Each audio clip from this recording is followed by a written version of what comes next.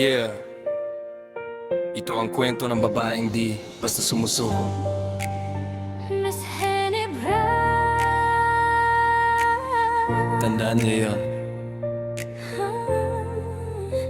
Si Miss Henebra, bumangon sa dilim. Mga sugat sa puso, ginawa niyang sandat at lakas din. Dati umiiyak, ngayong wala nang atras. Bawat sakit na dinanas, ginawa niyang armas. Hindi na siya yung dating tahimik lang. Ngayon kahit sino, kaya niyang labanan. Mga nanakit sa kanya, isa-isang bumalik.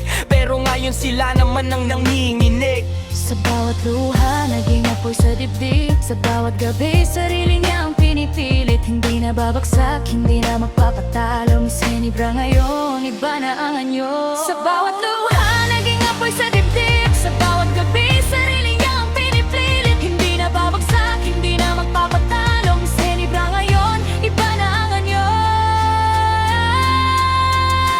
Hindi na siya laro, hindi na paasa. Pag siya na ang gumalaw, siguradong may tama. From zero hanggang taas, sarili ang puhunan. Mga pangako ng iba, hindi na pinapakinggan. Miss Henebra, Sigaw ng buong paligid, kahit anong unos, hindi na siya madiin. Tinapakan dati, ngayon siya ang tumatayo. Mga daking nang iwan na yun ang yumuyuko. kung dati nadurog, ngayon bakal na puso. Kahit ilang beses pa, hindi na matatalo. Sa bawat laban siya'y lumalakas pa. Henebra, hindi na babalik sa wawan.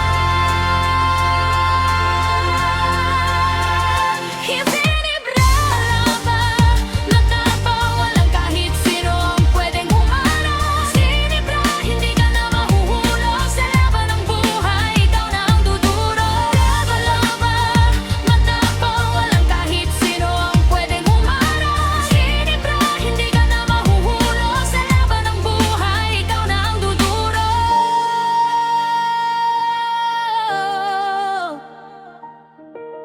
Tandaan niyo to, hindi lahat ng nasasaktan nananatiling mahina. Sa